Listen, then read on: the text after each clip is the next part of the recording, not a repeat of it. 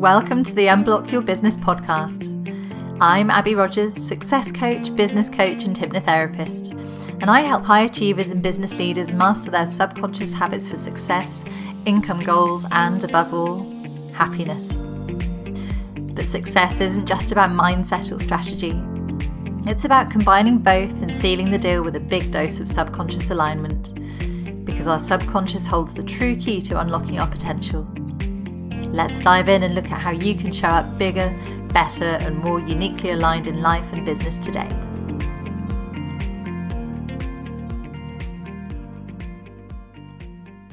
Hello and welcome. I am so excited to launch this podcast, and today I want to really just tell you my story and a little bit of background. And I have to say, it still really blows me away that I am doing this today and that I'm actually here speaking to you right now, because a few years back, I really would have run a mile at anything involving microphones, anything involving speaking to people and especially speaking to a wide audience. So I always struggled with confidence. That was a huge thing for me. Massive introvert, but also loads of anxiety, social anxiety, that kind of thing going on in the background. And I had a real conflict between that and this great drive to live life to the full, this real desire to do more and really make the most of life. So there was that versus this absolute terror of social situations, being really aware of the way I looked and really self-conscious and absolutely hated confrontation. And I think really a lot of us, I've noticed in the entrepreneurial space, have that same kind of conflict. So we're raised to be really nice, really polite. We're told not to be proud of our achievements as we're growing up. It's all that sort of don't show off, nice girls don't do that. Yet at the same time, we have this real incredible desire to succeed. We want to create a better life for ourselves and our families and to enjoy life, because we've just seen previous generations struggling and saving all their lives, and then getting to the end of their working days and actually not being able to enjoy it. And I think that's a big thing for a lot of us, have this real desire to live for the moment and enjoy now. And we've been brought up to achieve and to want more and to show the world that we can. It's very much a thing nowadays, isn't it? And I certainly was always really mindful of living life to the full. And I lost my dad actually at 17. Now, even before that, I kind of knew that I wanted to live life, because my parents had always brought me up with this ethic of life is too short. It's not a dress rehearsal, live while you can, make the most of it all. So that was a real narrative for me. It was always in the background growing up. And as I say, lost my dad then at 17, still went on and studied hard and passed my A-levels, which was just a few weeks after he passed away. Went off to university, trained in a very respectable profession, ended up kind of locuming and doing self-employed work there rather than employed, because even back then I don't think I did well with employment, and I certainly hated interviews. I was going nowhere near anything that put me on the spot. So so I did that for a long time. Eventually bought a business back in 2007. But deep down, I think I was never really completely aligned with that, and really hated all the red tape. And there was just a real lack of freedom in my industry, I think, as many people find.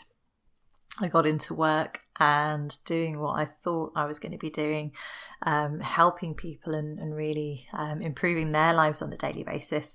And I found that was just smothered in all this red tape, and it was just, I didn't feel like I was able to serve in my fullest capacity. And it was always about sales, and it was always about time pressure as well. And I didn't really like that at all. And my hands were very much tied in that regard. So Struggled massively as well with managing staff, totally lacked the personal skills and the confidence to do that well. And as a small independent business, also didn't feel like we had the resources at the time to really invest in management training. I'm sure that would have made a huge difference, but back then, being young, naive, and not knowing that investing was a great idea, it didn't feel like the right thing to do. So got lots of experience and made some very good and some very bad decisions along the way. So I've had years in business of seeing what works and what doesn't. And I got really fascinated by the sales and marketing side of it. I loved that. But I was at the same time kind of terrified of selling. So I knew all about the stuff behind really understanding and valuing the service you're providing and the offers you're putting out there. But I was really, really scared of judgment and of putting that out in front of people. So that was a nice challenge for me, and happy to say I've moved well beyond that now. Lots of money mindset work. We've cracked that one. So yeah, I really, really loved that side of it, and learning how to run a high-end business and get clients you loved was always there in the background, I think, for me. But day to day in the business, I was feeling super stressed, really without realising it. I think I was just coping, as so often we do. I was just burying my head in the sand, spinning all the plates, getting on with it, and being fine, as we so often tell ourselves we are, but actually sometimes in tears on the way to work and having anxiety attacks between clients, being okay, but not okay at all, really. And I remember back then doing ridiculous things like just taking work. I remember particularly once taking a load of CVs when we were interviewing for a certain position, up to see my very elderly gran. One weekend we went to visit her, and I was just sat at her table looking through CVs and thinking, what on earth am I doing? Why am I working when I'm supposed to be hanging out with my family and enjoying them? So yeah, that didn't feel great to me. So very, very busy, working silly hours, feeling very stressed, but I was still determined to live life to the full back then, despite working crazy hours and being incredibly stressed. So I loved doing things like being outdoors and climbing, and I also really loved singing and started to take that really seriously. And actually, it was singing that put me on this completely new path. So not one I'd really intended at all. What I was hoping for was to train as a professional singer. But as you can probably imagine from the background I've given you, I had this horrible stage fright, which just prevented me from even being able to sing properly in my lessons quite often. So not the best recipe for a successful professional singer. But I loved it, and I sort of saw this as my future, maybe as an escape from everything I was trapped in at work. So I thought, right, completely desperate, let's see what could possibly get me over this stage fright and just get me to a point where I can sing and enjoy it and show up in front of other people and do what I need to do. So I, in desperation, decided to try something a little bit out of the box for me.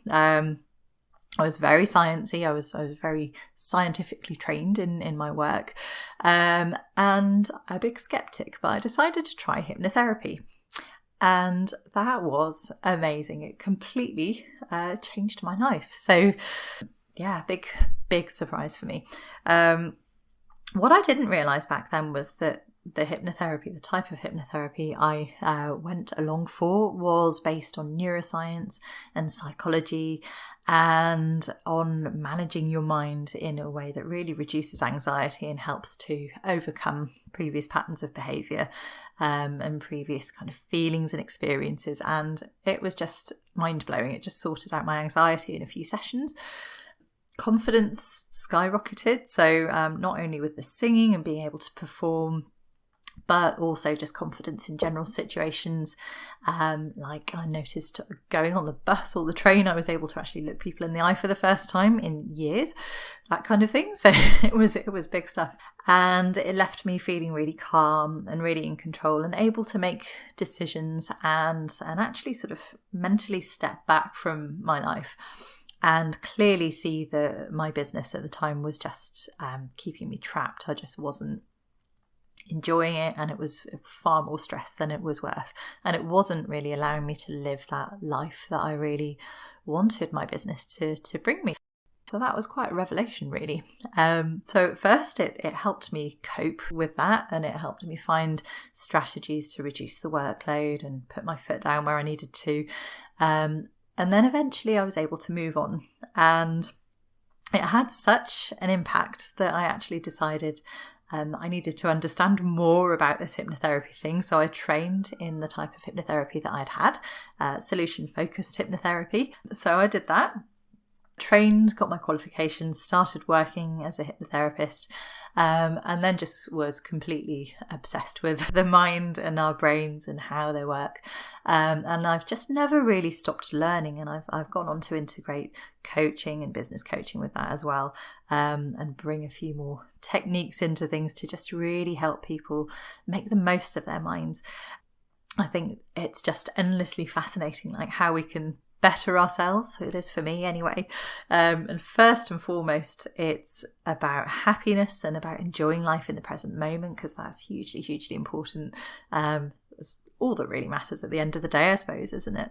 But also just how we can work towards this better future without being constantly stuck in worrying about that future and it causing us enormous stress, and just really, as I say, enjoy the present moment while we're working on building and creating our very best lives. Because for me, as a really driven person and one who loves business and entrepreneurship too, that is something that is really, really important to me. I love that feeling of achievement and accomplishment. It really ticks the boxes. So I'm always kind of thinking, how can I look back in old age and say that I gave it my best shot and that I really enjoyed everything along the way too? That's like my ultimate goal, I guess. And so that's how I've come to do what I do today, helping entrepreneurs and business leaders to really optimize their minds and their business strategy to give them the best possible life now, whilst building an amazing future at the same time. And it really, really saddens me to see people in the entrepreneurial world just stuck in this constant cycle of worry and anxiety and fear. And I see it all the time. People feeling too afraid to take those calculated risks, make the right decisions to help them move forward in their business.